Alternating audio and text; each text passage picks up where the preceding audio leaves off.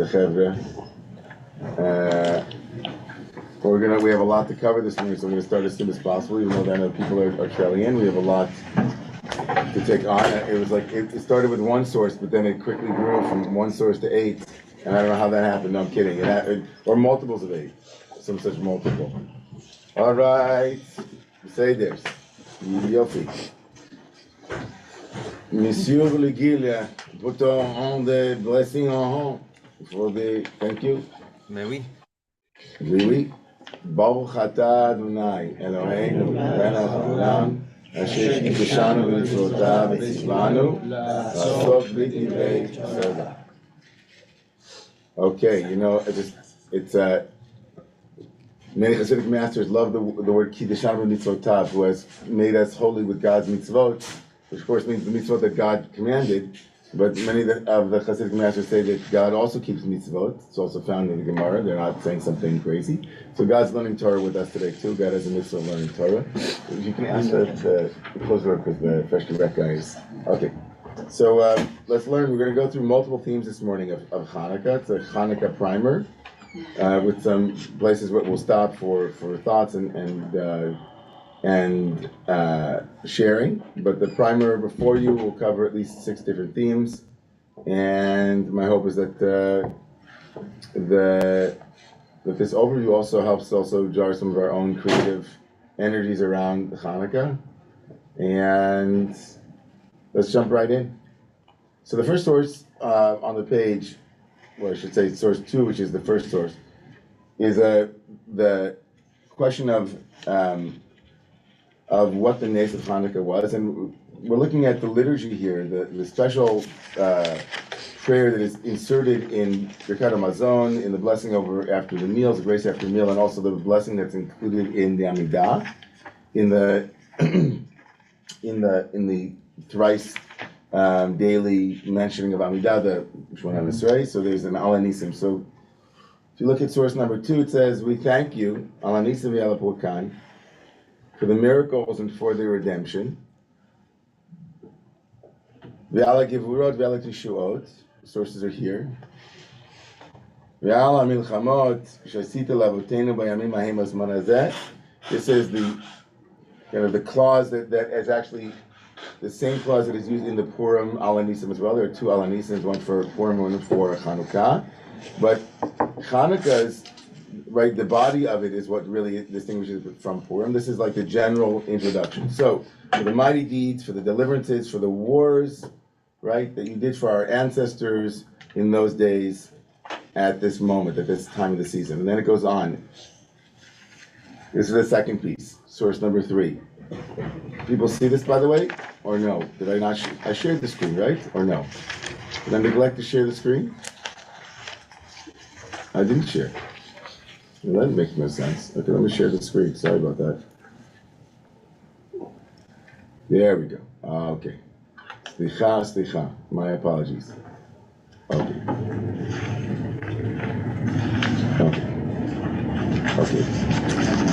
Ready? So now into the actual body of the prayer. V'neimit Matityahu ben Yochanan Kohen Gadol Hashmonai Uvanav. In the days of Matityahu, son of Yochanan, the high priest, the Hasmonean, and his sons, when the evil Greek kingdom, Amda Malchut Yavana Risha'a, Alam Chayisrael Ashkicham Toratecha Ulaviram Mechukei Ritzonnecha. In order to forget, when they arose against your people, the nation of Israel, in order to cause them to forget Torah. That's an interesting phrase. Lashkicham Toratecha Ulaviram Mechukei Ritzonnecha, and to turn them away from the statutes of your will. So decidedly at this moment in the telling of the story, what takes prominence in the liturgy is the Greek or the Seleucid, the Syrian Greeks are now they're framed as what? Religious, like anti-Semites. Like they're essentially they're impeding our ability to be Jews, right? They're in order to help us to forget that it's a very important phrase in Chazal amongst the rabbis who imagine Greece as the ultimate choshech, darkness, and the word choshech and shikicha are also connected. They're the same letters. So we're like the Greeks are trying to help us, make us forget Torah, and you, God, b'rachamecha harabim, amalta lahem be'etz haratam. Now God is introduced, right? God is introduced into the miracle. Just thinking about, just for a moment, hold for yourselves what you're usually told about the miracle of Hanukkah for a moment, and whether or not this accords with the general understanding of Hanukkah. God, you intervened in your great compassion. You stood with them, be'etz haratam, in their time of pain. You fought you fought their battles. Danta et dinam, you judged their judgments, their grievances. You nakanta et mikmatam, you God were, brought vengeance for those that needed to be avenged. You avenged them. Masarta giborim b'yad chalashim v'rabim b'yad mi'atim utmeim b'yad tehorim v'ushaim b'yad tzadikim. This litany, right, of the weak in the hands of the great, and the few in the hands of the mighty, the mighty in the hands of the few, and the defiled in the hands of the holy, of the pure ones, and the evil ones in the hands of the righteous ones. Zaydim b'yad oskei toratecha, and then Zaydim, who are diligent, right, the insolent sinners. Who is that referring to? I'm not sure. In the hands of those who are oskei Torah, those who are involved in Torah. And you, God, made a great and holy name for yourself in your world. And for your people Israel, you a great deliverance into this day. Right? And then, achar kach. Very interesting phrase. And then after that, Ba'u vanecha, your children came into Lidvir Beitecha, into the Holy of Holies, right, into the abode of your presence. Ufinu Dechalecha, and they cleared out your Heichal, your temple, or your sacred space, presumably from idols and other things.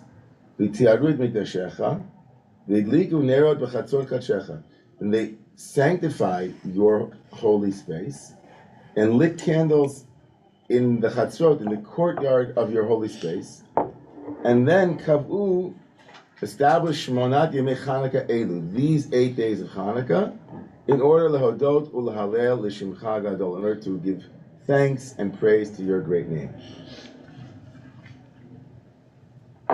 What's not mentioned here? Before we talk what is mentioned, what's not mentioned here? The miracle of the oil. The miracle of the oil. There's no miracle of the oil mentioned here. There's no finding oil. There's no, where's human agency in here? Is there any human agency in this prayer? You ravtat rivam, danta tinam, right? Masada, like everything is God, right? But it was still the Jews who fought. Okay, but okay. The sons enter the Holy of Holies. The sons enter the Holy of Holies. That's something. Right, but that doesn't seem to be a miracle, though, right? It doesn't seem miraculous. It just feels like, what are you supposed to do? But you have to go clean out the temple and not going to leave it there with all the idols. It just feels very descriptive. Okay, let's look at that. Let's compare. Jay, go ahead. You want to jump in? Yeah, I see human agency, and I see it, and it's very problematic to me. This whole, and I'm ignorant, and I'd love to be educated historically. The human agency here is negative.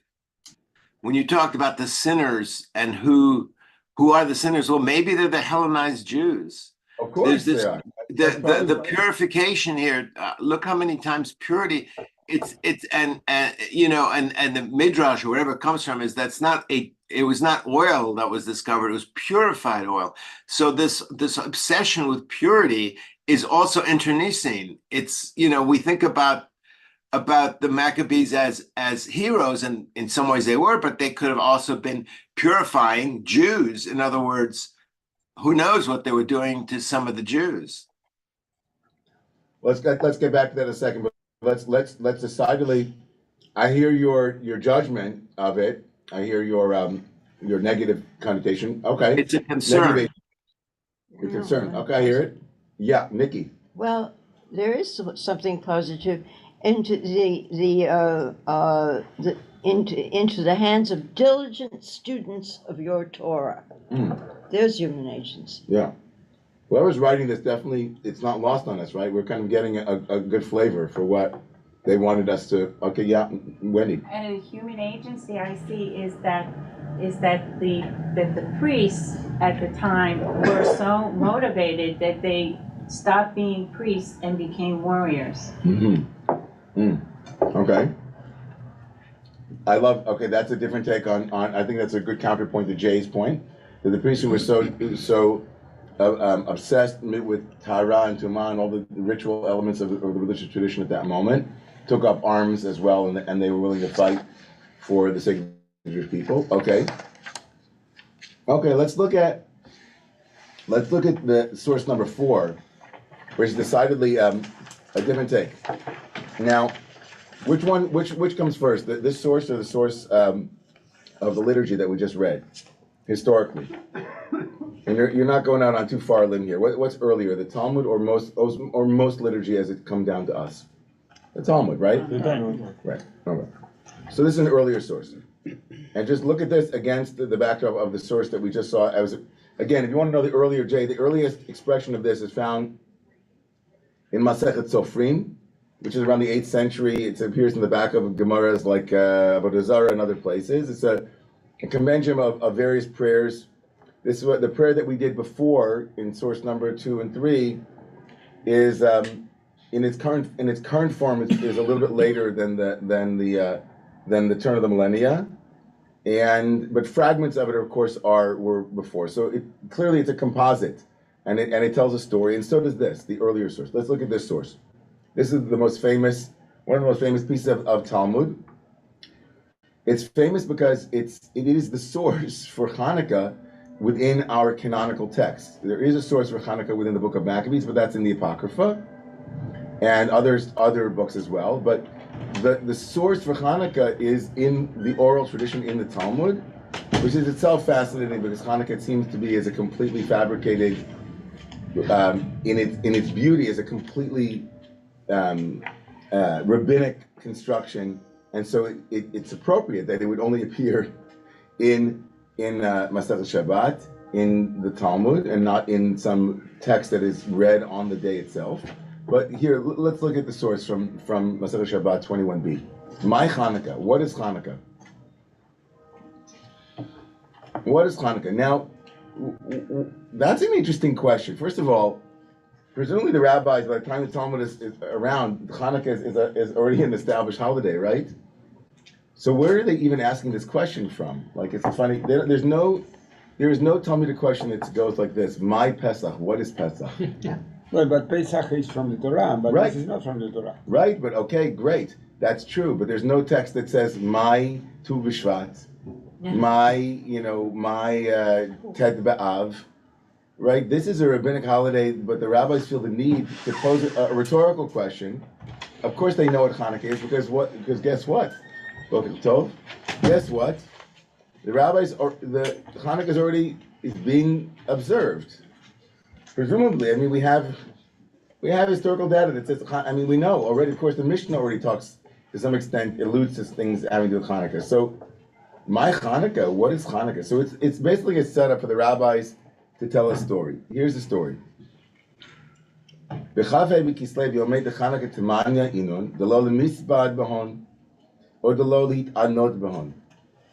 Gemara answers that there is a text called Megillat Ta'anit, which is a compendium of all the days on which you are allowed and not allowed to fast. Fasting is a very important part of rabbinic technology. So in that text called Megillat Ta'anit, it says on the 25th day of Kislev, which was 2 days ago, the days of Hanukkah are 8. And on those days, one may not eulogize or fast on those days, which means that they're days of celebration, right? Those two demarcators say that it's a day of celebration. It's a holiday. Don't fast and don't eulogize somebody. And then the rabbis say, and why? All right, what's the reason? They actually don't say why, but they just go into it.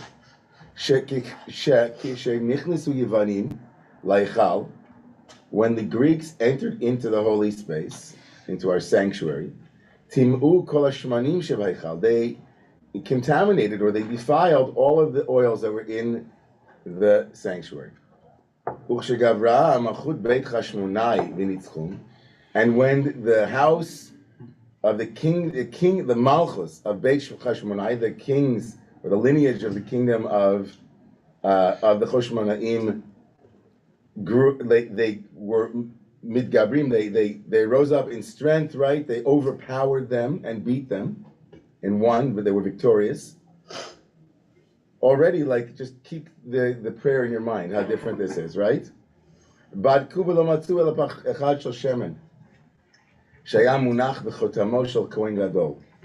looked, they searched, and they didn't find, except one jar of oil that had been sealed with the high priest's seal, and there was only enough, and there was only enough there to light it for one day. There was a miracle that took place, and they lit from it 8 days. Lishana acheret, the next year, they established and made them into days of celebration with Hallel, with thanksgiving. With praise and with thanksgiving, special thanksgiving, right? Hallel, which we'll do this morning. What's the difference between this text and the text of Alanisim? What are the differences? For a moment. One is focusing on the miracle with the oil, one is focusing on the miracle of the war. So which one? The first one focused almost exclusively, really exclusively, on the miracle of the war. And the miracle of the war was a miracle because God did it for them, right? It wasn't them, it was God. Rav ta et rivam, you fought their fight, right? So there's a military victory. And in the text from the Talmud, the rabbis place an emphasis on the miracle of the oil. They don't say that God intervened at all. In fact, they even say shegavra machut, right? Beit Chashmonai v'nitzchum. When Beit Chashmonai, right? And so the rabbis of the Talmud focus almost exclusively on the miracle of the oil, and the liturgy focuses almost exclusively on the miracle of the military victory.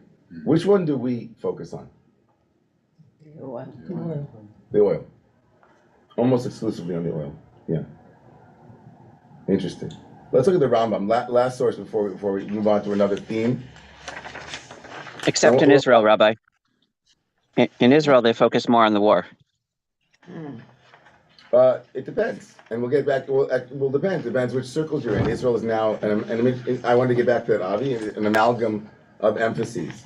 And certainly, when Zionism arose, the emphasis shifted towards military might, and which is a good question to ask more broadly, which is, what is the dissonance between saying that we want a war against, right, against these people that had essentially colonized our land, and focusing only on the jar of oil and the divine intervention for that jar of oil? Let's just look at the way the Rambam in Spain codifies this when he decides to tell his people about this miracle. In source number 5. ומפני זה התקינו חכמים שבעושו הדור שיהיו 18 ימים אלו שתחילתן כ"ה בכסלו, ימי שמחה והלל ומדליקים בהן הנרות בערב על פתחי הבתים בכל לילה ולילה משמונת הלילות להראות ולגלות הנס. So the Rambam very specifically, and I'm sorry, I think I should have had source 3.2 here, 3.1, but he essentially focuses almost exclusively on the miracle of the light. The Yamim Elu Hein Anikra'in Chanukah, and he goes through, right, all of the different laws that it's like these are the days of Hanukkah. And the days of Hanukkah are very much about the light of the menorah, the light of the finding the jar of oil. And I think for me personally, when I read the liturgy, and I read the liturgy, and then I read the liturgy is very strikingly different than the Gemara. It's strikingly different. The emphasis in the Talmud is almost exclusively right, on the miracle, not of the war, but it says that there was a war, and that the Hashmonaim were the ones, right, who were strong. But then it focuses on this pach shel shemen, this jar of oil. But then in the liturgy, there's almost there's an emphasis on the war, but even that is not an emphasis on the human agency in the war. It's on God's hand in the war. In other words, like we don't fight wars. You fight wars, God, as it were, right? There's almost in both of the texts there's a diminishment to some degree of the military victory that took place during the holiday of Hanukkah. And Avi's right. It didn't the resurgence of the military is not really found again until the 19th century, right? That and certainly in the 20th century. But like for about 1400 years.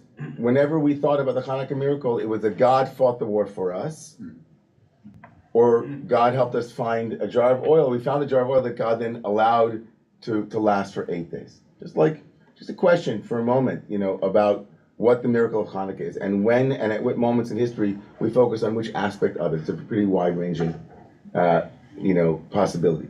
So let's look at this next theme, the theme of the menorah. We're going to come back. Trust me, we'll come back to the miracle itself, but I just want to look at the menorah, and you won't have this in your handout, but you'll look on the screen. This is the menorah, as it appears as the symbol, right, of Eretz Israel, the menorah. The emblem. It's the emblem, right, the semel. Only 7 candles. Right, it's not exactly, it's certainly not a Chanukiah. It's also not clear if that's actually what it looked like. Here are pretty early. This is a bread insignia. This is a stamp. This is this next one this is a bowl fragment here with the menorah, as you can see, right? This is a coin that was minted by Matisyahu or Matidyahu Antigonus. What language is that? I think that's Greek. And here, if you look, here's the way the Rambam, in his Perush Mishnayot, this is how he draws the shape of the menorah. He wanted to show that it wasn't, right, the way that you see it now is not the historical rendering. This is the historical rendering, but not the textual rendering. Like, according to the Rambam, it has to be balachson, it has to be diagonal. Rashi makes it very clear. If you look at source number 14 here, Yotzim B'tzidah from the book of Exodus and Truma, lekan ulekan ba'alachson. They have to be diagonal, right? Have you seen diagonal menorot? Chabad is making a comeback, right? Chabad, it's a big comeback. Yeah, we have one in our shul. It's a diagonal. So the one that Israel adopted is actually not well. It could be. We don't know. It's certainly not the way that the sources seem to indicate, but it's historically accurate. Does he say why the diagonal? Well, Yotzim Mitzidah, that it's coming out of its side, right? That it comes out of its side. It doesn't come out in this way, right? It has to be an extended arm out of its side. I personally, my take on that is, and when I've thought about it in the past, is that I actually believe that it is the alachson, the diagonal is very much reminiscent of the mezuzah.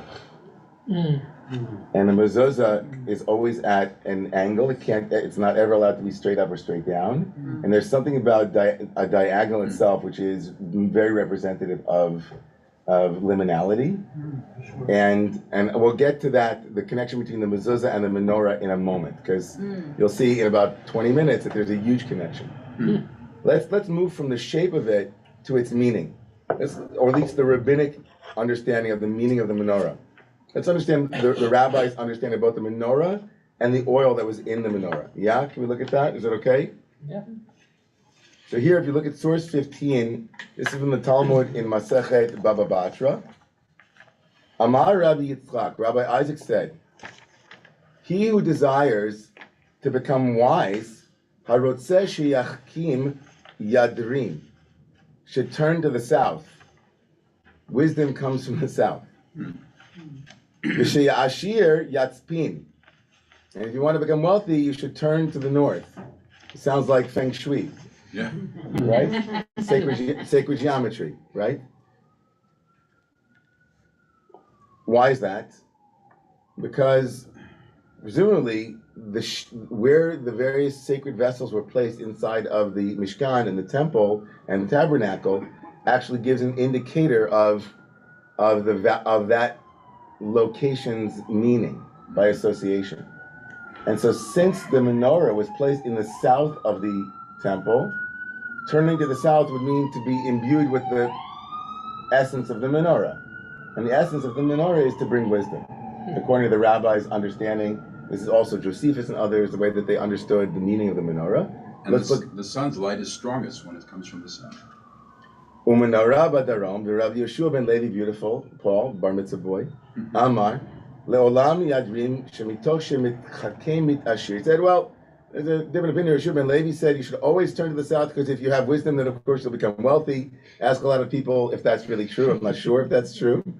But nonetheless, right, there's the notion that something in the south here is where wisdom lives, because the menorah represents wisdom.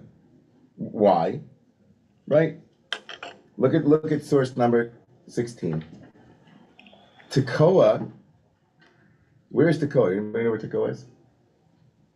It's in Judea, in the Judean desert. It's in the Judean desert. Tekoa, the Mishnah here in the 2nd century says, Tekoa alpha l'shemen. Tekoa is the best place for oil.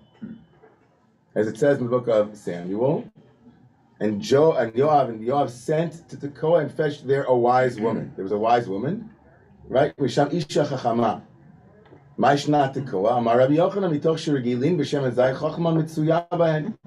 Something about olive oil here, and oil itself represents like wisdom. And so, of course, he would send for a wise woman in Tekoa, because Tekoa has Shem and Zayit. There's this association with oil, and the image of the oil of the mind, as it were, the light that it produces, and the light of the mind. Like this, one can do a whole study on how light becomes associated with wisdom, the enlightenment, right? Some people have wanted in years past actually to interrogate that, because of course it makes darkness into the villain, which can have implications for colors of skin and colors of, right, and different cultures and the Dark Ages and so on. But like in classic Jewish literature, wisdom is associated with light. That which illuminates is the mind, and the mind is, or wisdom itself, is an illuminate that helps us dispel the ignorance of darkness. And so the function of the menorah is to become a symbol of wisdom itself. And so the menorah, to become a light unto the nations, is to give our wisdom to the nations. And so Medina Israel took as its emblem, as its semel, the menorah. Right? The menorah meaning we are to be a light unto the nations. Right? Or lagoyim. 2 branches of olive. Right? And 2 branches of an olive tree. Right? The olive, which of course is taken from the book of Noah. Right? The olive, the alei zayit haraf b'fiyah.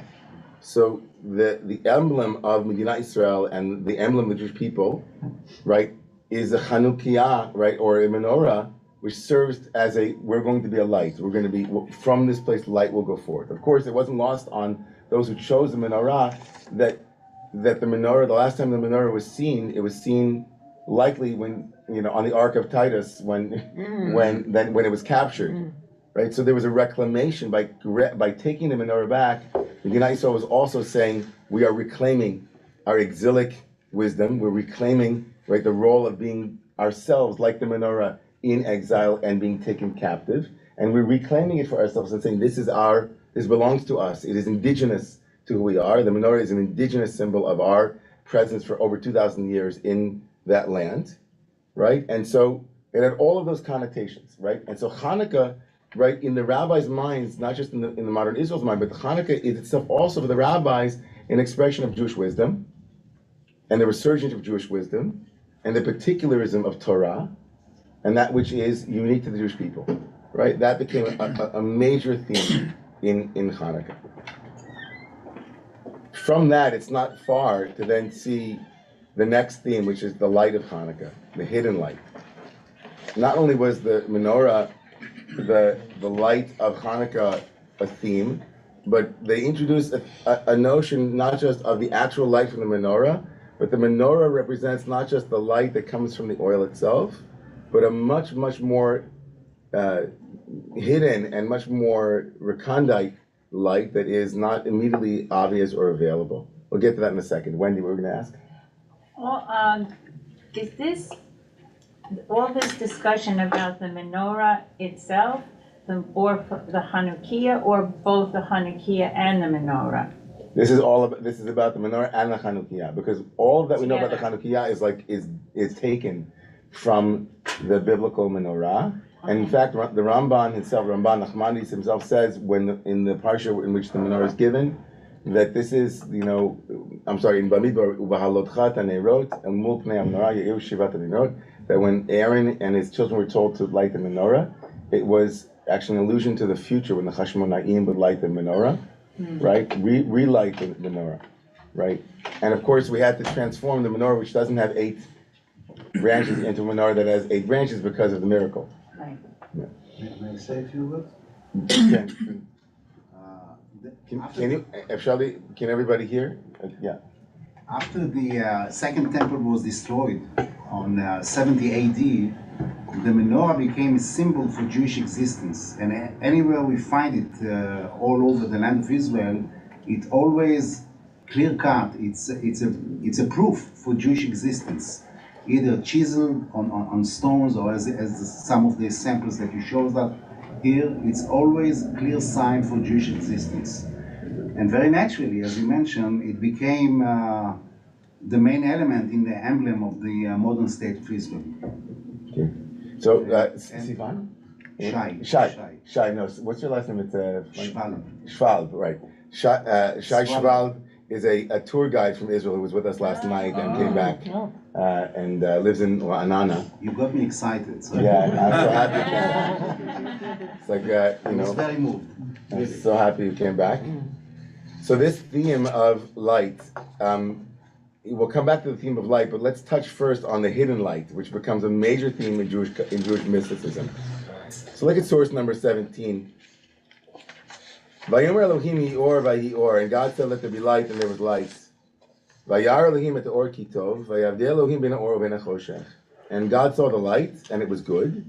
And God divided between the light and the darkness. Now, that light, right, is very strange, because we're about to have on day 4 the sun and the moon are not created, the luminaries are not created till day 4. So look at this amazing Rashi in source number 18. Can you see it?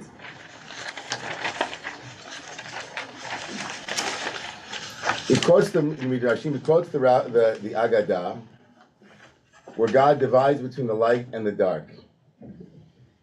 אף בזה אנו צריכים לדברי אגדה, ראו שאינו כדאי להשתמש בו רשעים, והבדילו לצדיקים לעתיד לבוא.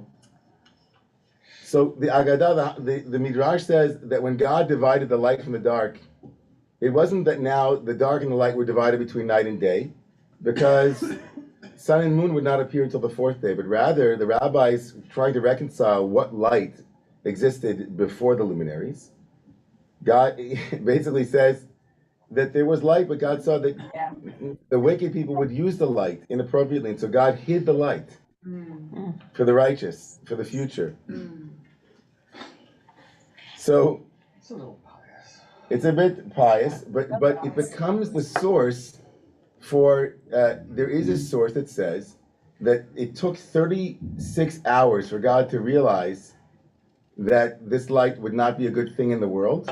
Look at this source. This is the source from the Talmud. Now we're in the Talmudic period. Source number 19. Right. This is before Rashi. Rashi comes a little bit later, but look at where Rashi is drawing from. Can you see this? Source number 19. What time is it? 9:20. Okay. Look. Or B'yom Rishon Ivri. Was light created on the first day? Asked the rabbis. But isn't it written? God said them in the firmament of the heaven, and it says on the 4th day, "Vayiten otam l'rakia v'rakia shamayim, uchti vayer vayivoker yom revi'i." How could it be that light was on the first was created on the first day when the luminaries are not created until the 4th day? This is according to Rabbi Elazar rather. Or shebara Kadosh Baruch Hu b'yom harishon the light that God created on the first day, Adam Sofebo, such a beautiful language. Adam Sofebo mitzof olam liat sofo. That human beings or man or earthling really, was able to see in it, could see. Sofa is like from Sofati Dod, it's almost like a prophetic quality. Could see from one end of the world to the other end. כיוון שנסתכל לקדוש ברוך הוא בדור המבול ובדור הפלגה, ראה שמעשיהם מקולקלים, עמד וגנזו מהן.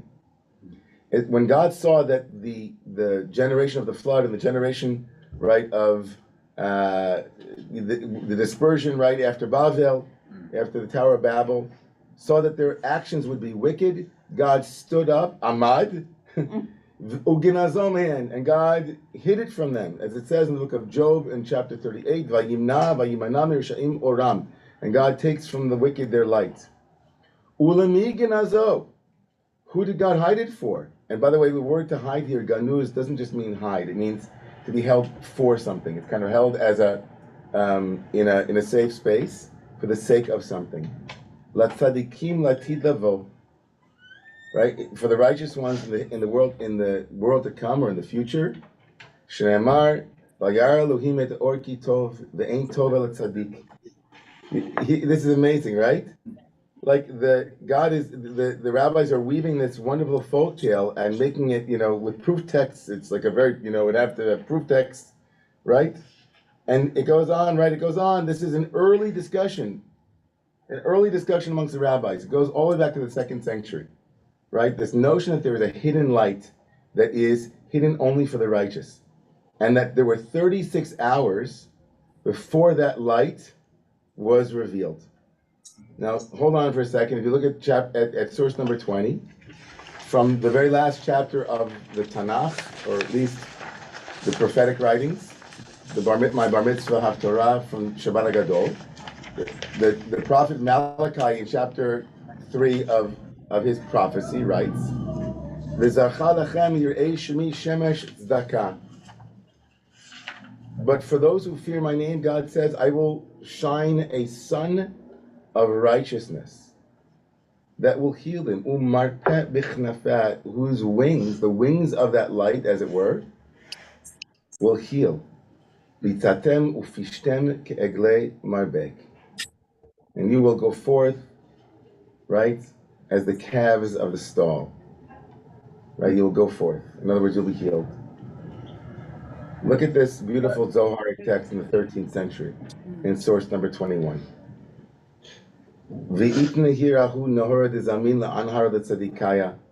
And that light shined, which was prepared for the righteous, which was hidden before God from the day that the world was created. This is what is written. God saw that the light was good. Through it, God was ready to resurrect the dead. This is what is written, right, that we just read. Right? Right, I will give you a sun of a light source that is a source of righteousness, and it will heal you. In other words, it will resurrect the dead in the Zoharic reading. And then goodness will be victorious in the world, and that which is called evil will be uprooted from the world, and those earlier bodies will be like they had never been before. Now, besides like tickling those who like Christological thinking and resurrection texts, especially at a time of the year when then the majority of the world, religious world, will celebrate the resurrection of one particular person, right? Or the birth of one particular person who was resurrected, I should say, not Easter, but it's remarkable to see a text that says that there's a hidden light that God will one day, right? The Zohar now says that light that will be for the righteous ones is not just for the righteous ones, but for righteousness itself. Not just for tzaddikim, but it is a shemesh tzedakah. It is a light of tzedakah, not for the righteous, but for the sake of righteousness. In other words, the Zohar is reading that light that will one day be revealed not as unique to the righteous people of the world, but itself as an instrument for healing, for clarity, and an instrument for, like, the hidden light is a light that will dispel darkness and bring about a sense of righteousness and aliveness. Now, it's not a big jump to say that Look at the Sfat Emet in source number 23. The Hasidic masters already, and it happened already with the Zohar. I didn't quote that Zohar, but they appropriated the hidden light and the 36 hours in which that hidden light was, right, from the first day all the way until right before the fourth day. It was hidden. So that hidden light becomes the 36 candles of Hanukkah. If you look at every day we add one candle. So the first day 1, then 2 and 3. You add those numbers, you get 36. So for the Hasidim and for the mystics in our tradition, the light that is hidden for the righteous and the light that will the light that will bring about justice in the world is specifically the light of Hanukkah. Right? Those 36 lights are the 36 hours in which there was hidden light in the world. And for 8 days, in the middle of the darkest time of the year, there's a light of righteousness, there's a light that is coming from, they say that light that is in the Chanukiah is the hidden light of creation that only comes out at this time of the year. So look at the Sfat Emet from the 19th century, the latter part of the 19th century, the Rebbe of Gur, Yehuda Leib Alter of Gur. Especially at this season when lights were miraculously lit for Israel, even though they did not have enough oil, there remains light even now to help us with the aid of these Hanukkah candles to find that hidden light within, that Ora Ganuz. Where is that hidden light? It's within each and every one of us, and it's available to us all year round. But on Hanukkah, the external 36 candles are reminding us of the 36 hours in which that hidden light was in the world. The Hanukkah candles are a spiritual symbol, the light of the commandments by which we search our inner selves. We seek out the hidden divine light within ourselves. The mitzvot are light-seeking candles, instruments given to us to aid us in that search.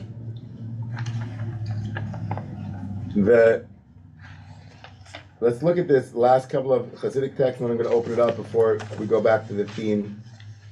I'm sorry. All right, let's just look at this B'nai Sascha from the Diniver. He underscores, he's earlier than the Sfat Emet, in source 26. Torah comes from wisdom or chokhmah, and the Greeks wanted to destroy the light of Torah. Now he's playing on that earlier theme from the prayer, right? V'hashticham Toratecha. Therefore, the miracle was done with oil, which symbolizes wisdom. Right? Every time, at the end of the period of Greek reign, God shined a little bit of that light after prophecy had been canceled in order that light would stand by us in this lightweight exile instead of prophecy. Because a person could look with this light from one end of the earth to the other. You see the way a Hasidic master in the 18th century and 19th century is working with these earlier themes. Right? We no longer have prophecy, but the wisdom from Torah, the wisdom from the hidden light that is hidden inside each and every one of us and so on, can give us the ability to see from one end of the world to the other. Right? That's why it's called Hanukkah. The candle is chinuch, educating us and accustoming us to the infinite light that is part of the future redemption, when the hidden light of which it was said, let there be light, the or will shine brightly, and so on. You see this? This is one of the major themes. Light that is hidden, light that is hidden in the lights, light that is hidden in Torah, right? And light that dispels darkness. A little bit of light can go a long way. If you look here in this beautiful quote from Hannah Arendt in source number 29 rather, she writes in 1968 that dark times, in the broader sense that she proposes here, are as such not identical with the monstrosities of this century, which indeed are of a horrible novelty. Dark times, in contrast, are not only not new, they are no rarity in history. Although they were perhaps unknown in American history, which otherwise has had its fair share, past and present, of crime and disaster, that even in the darkest of times we have the right to expect some illumination, and that such illumination may well come less from theories and concepts than from the uncertain, flickering, and often weak light that some men and women in their lives and in their works will kindle under almost all circumstances and shed over the time span that was given them on earth. This conviction is the inarticulate background against which these profiles are drawn. Eyes so used to darkness as ours will hardly be able to tell whether their light was the light of a candle or that of a blazing sun. But such objective evaluation seems to me a matter of secondary importance, which can be safely left to posterity. In this moment, she turns from the meaning of light as illumination, the meaning of it as being like the hidden light, whether it's a sun of light or just a flickering candle, the broader mitzvah is just to light a candle, however flickering it might be. And in that way, that itself, a little bit of wisdom, a little bit of light, can dispel a whole lot of darkness. Now, I want to finish so we can open it up to thoughts and feelings around the various themes, but I wanted to conclude with where we place the Chanukiah and come back to the question of the military versus the spiritual victory. Because where we place the Chanukiah and how long we keep it there is a matter of great importance in the rabbinic sources. Source number 30, the Rambam writes, Ner Chanukah mitzvah lanicho al petach beito mibachutz, בתפח הסמוך לפתח השמאל הנכנס לבית, כדי שמזוזה מימין, ונר חנוכה משמאל.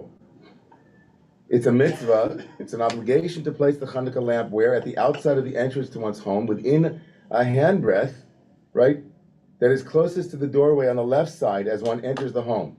So that the mezuzah will be on the right side and the Chanukiah will be on the left side.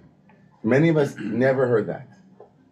And in some way, back to what we were talking about in terms of the menorah and the expression of the menorah, and why it mattered that it was ba'alachson, that it was on an angle, and what it represented as a hidden light, and Jewish identity, and Jewish, right, and Jewish continuity.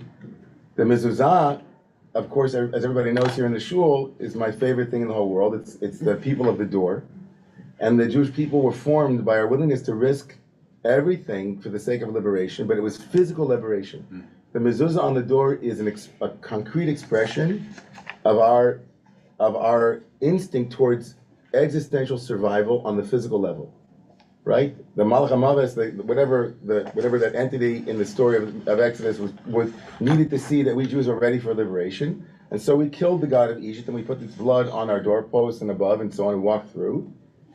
And somehow the rabbis think that the mezuzah, right, and the menorah are somehow connected. It's not just that, there are a lot of places you could put the mezuzah, the menorah rather. But the fact that it's connected to this angled, right, representation of being on the inside and on the outside is a perfect place to express the menorah's quality of being a symbol of Jewish assimilation and acculturation. The ability to be Yaft Elohim Leyefet, as the rabbi said, Vishkon B'lo Hashem, that Jews were in some way had become so lost in, at least in the rabbis telling of this, in Hellenist culture and had completely forgotten who they were. And the rabbis saw that as an existential threat that was not any less dangerous than the threat of Mitzrayim, of Egypt itself. And for the rabbis to place the menorah across the way from the mezuzah, it was a way of saying they're both mezuzot. One is a mezuzah, as it were, for the body, and one is a mezuzah, as it were, for the soul. Right? And so the rabbis here are highlighting not the military victory, but the victory of Jewish identity, as it were, the triumph of Jewish spirit. And they said that we have to place it in in the doorpost. Now, if you live, right, if you have access to a courtyard, the rabbi said maybe better to put it in the courtyard because you'll have greater, what's called Pirsumei Nisa, the whole world will see it. Which is, if you look at source 31, a much later halachic source, Rabbi Danziger in his Kitzur Shulchan Aruch writes that you should put it, they don't even talk about the mezuzah at this point. Place it in the Rishus HaRabim, place it in the biggest, right, in a doorway that opens into the street or into the public domain in order to publicize the miracle. That's the most important thing. Maybe it's even more important than putting it in your doorway, right? Place it out there. That's where it should be so that everybody can see it. And in the time of the Mishnah and the Gemara, that's what they did.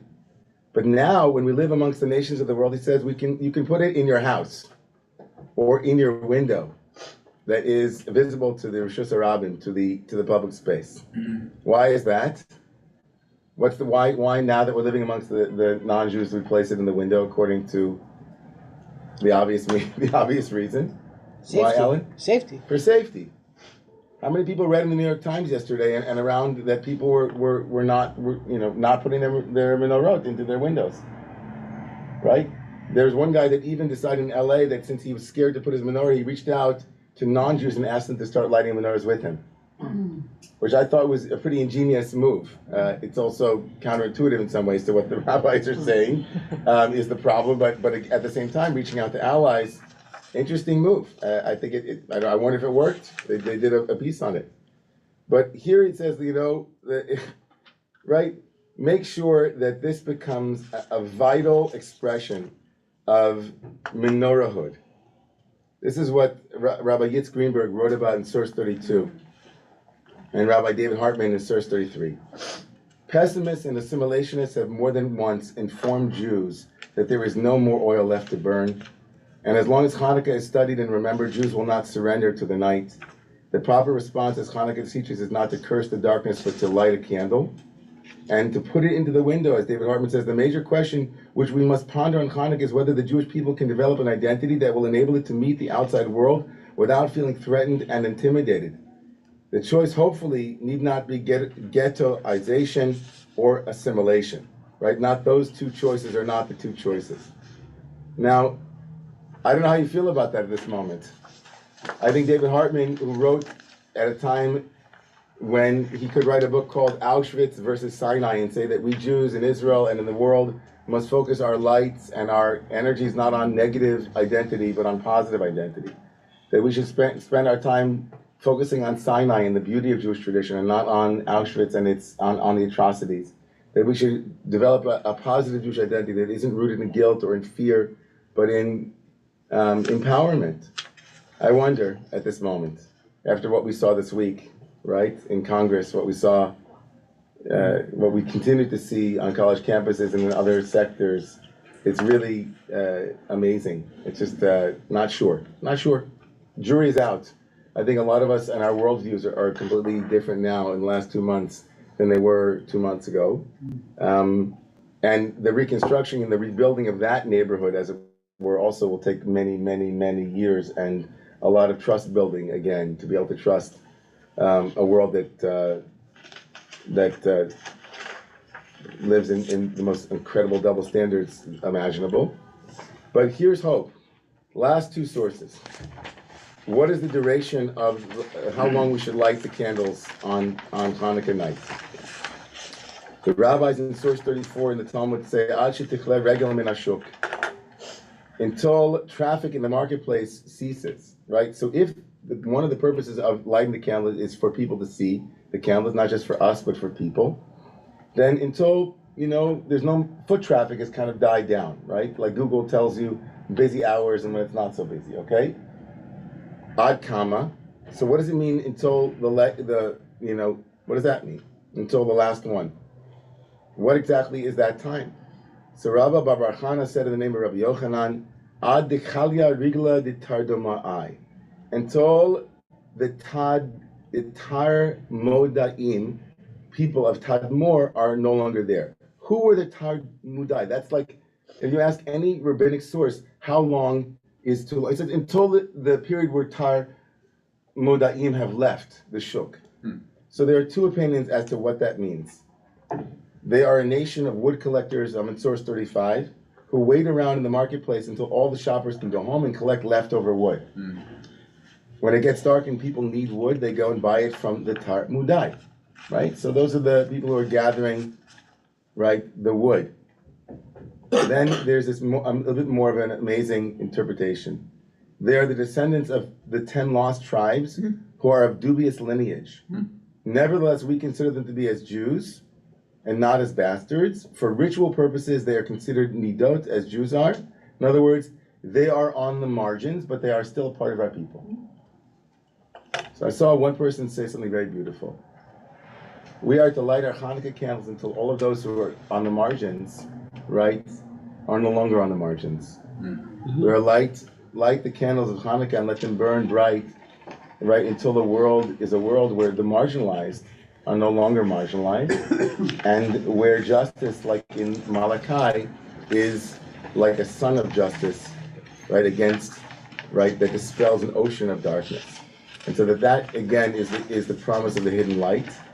And I think one of the challenges, of course, for all of us as Jews at this moment, and I'll just give my own 2 cents as I did last week, is that the emphasis on both the spiritual victory and the military victory are intensely important and pertinent at this moment, and we should hold on to both of them equally, and both are miraculous.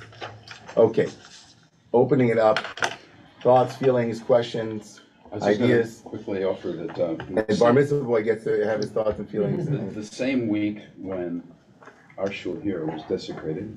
In our little Chabad house in Kalamazoo, Michigan, which is a house, a beautiful couple, Rabbi Mordechai and his wife Dobrushi and 7 children. That's Shabbat after they went to bed. The house was desecrated with a swastika. They had just put up the menorah, which was desecrated. Within 24 hours, community came, Jews and non-Jews, cleaned it up, and the menorah stays.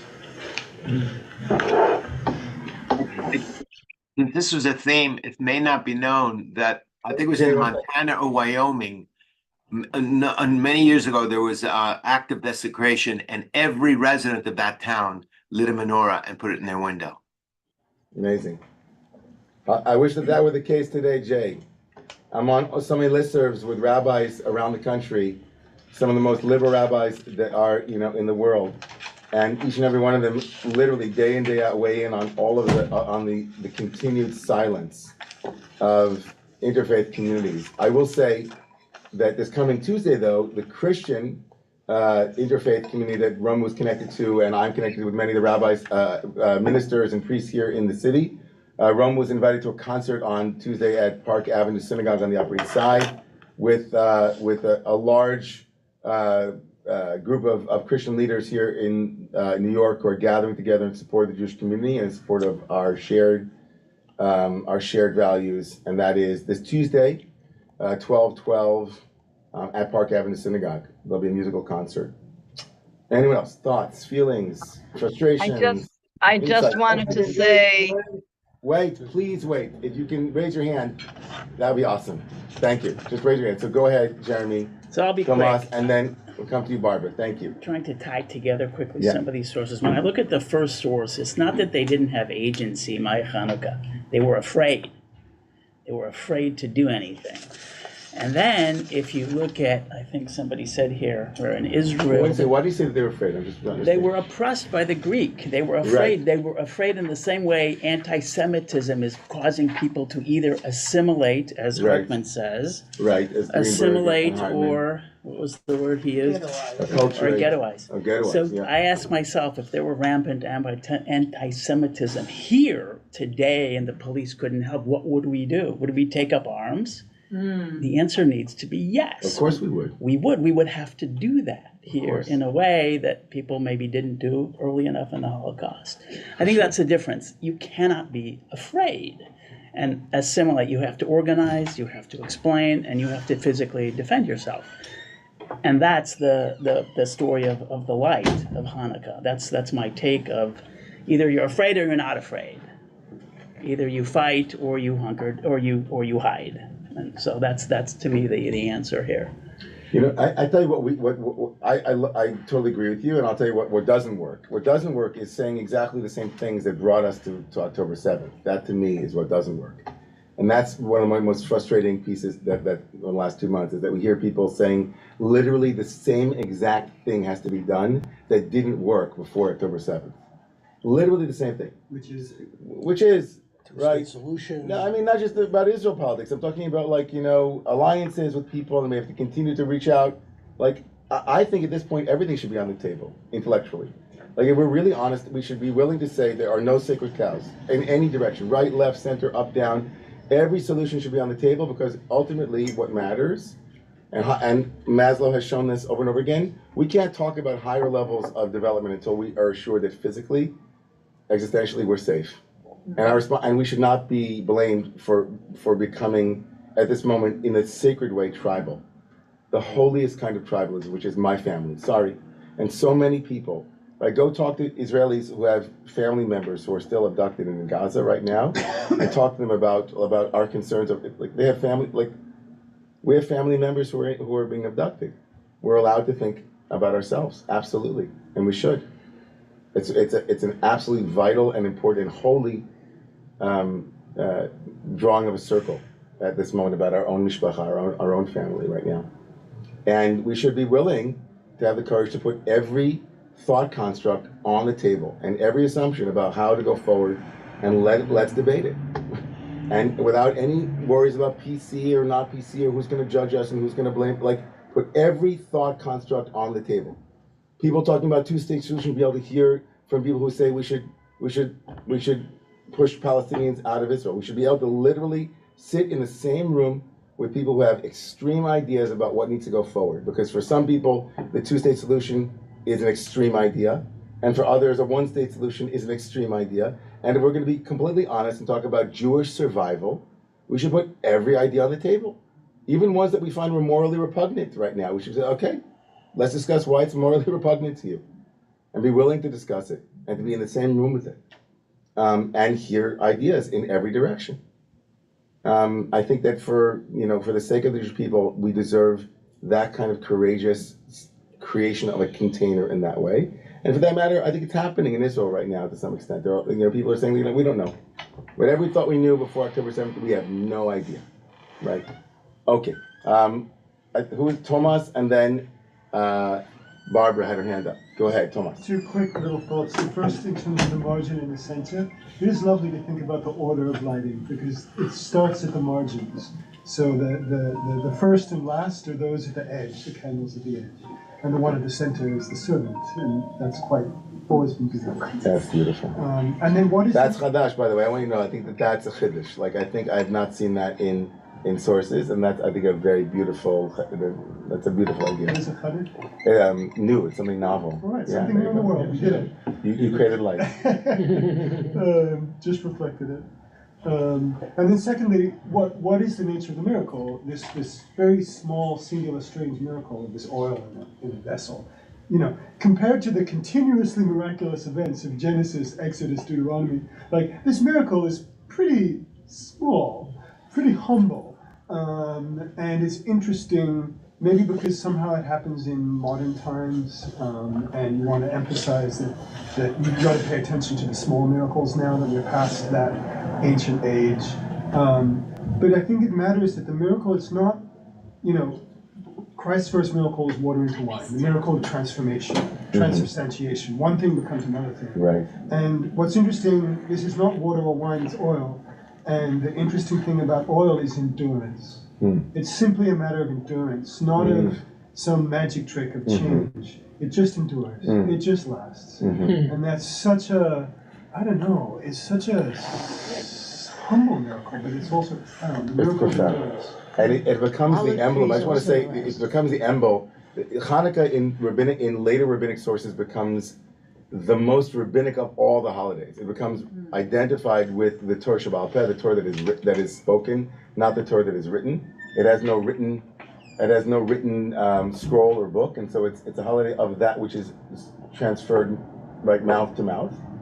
And in that way, it becomes, as an emblem of rabbinic literature, the rabbinic paradigm is time. Right? The first Mishnah is Me'ematai, Karinei Shema B'Arvit. Like, the rabbis were obsessed not with space, but with time. And so this emblem, which is the symbol of Jewish perseverance, but also becomes the last holiday of the pre-exilic or of the exilic Jewish life, becomes representative of perseverance, as if to say, this holiday will be about your ability to believe and endure, that you'll endure, like this jar of oil. I think it also becomes an emblem of the Jewish yearning to find purity even amongst that which is defiled.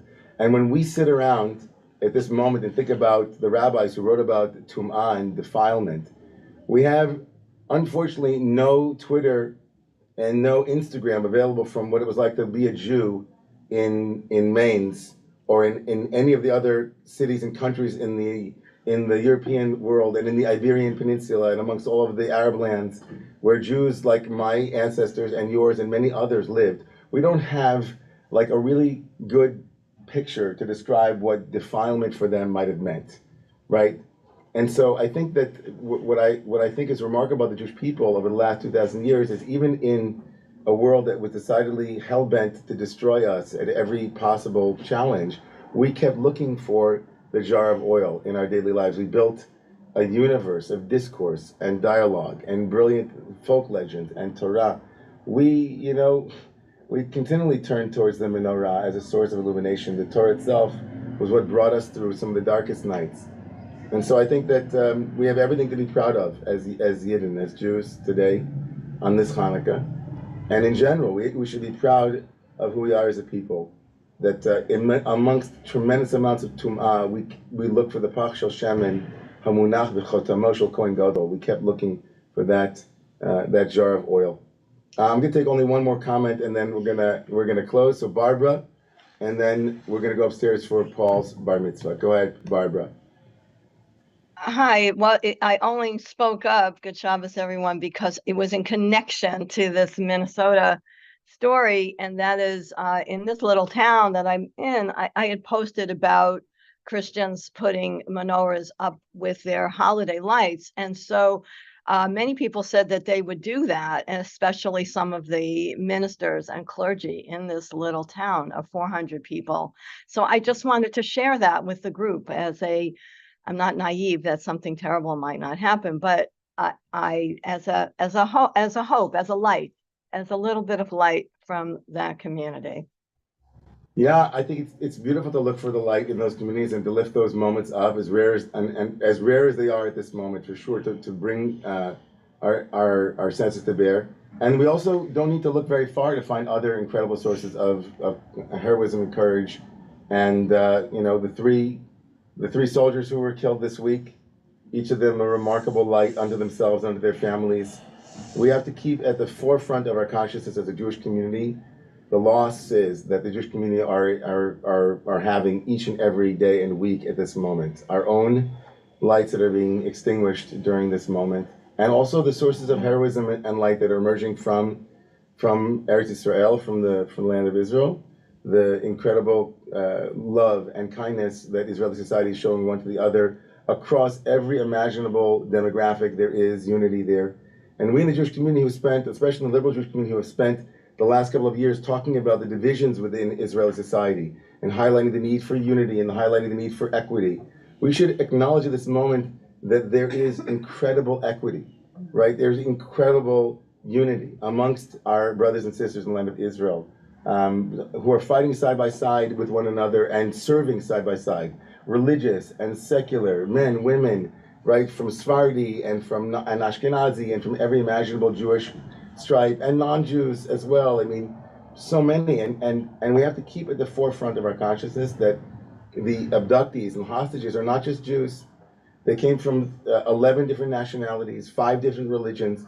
This is a humanitarian crisis that continues to happen for all of those who are kept hostage. And we call today and every day for Hamas to surrender and to give up, and for the world itself to demand a surrender and the release of these hostages, and an end right now to a world that is full of darkness, that there can be some more light in the world.